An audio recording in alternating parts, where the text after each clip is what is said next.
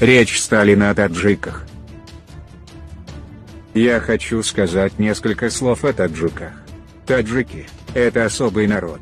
Это не узбеки, не казахи, не киргизы, это таджики, самый древний народ Средней Азии. Таджик – это значит носитель короны, так их называли раньше, а таджики оправдали это название.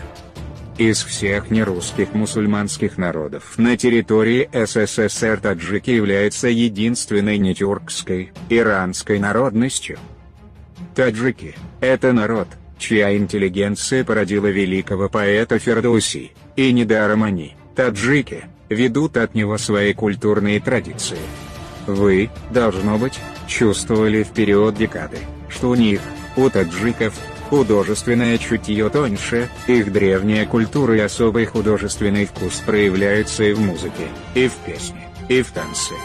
Иногда у нас русские товарищи всех смешивают, таджика с узбеком, узбека с туркменом, армянина с грузином. Это, конечно, неправильно. Таджики – это особый народ, с древней большой культурой, и в наших советских условиях им принадлежит большая будущность. И помочь им в этом должен весь Советский Союз. Я хотел бы, чтобы их искусство было окружено всеобщим вниманием.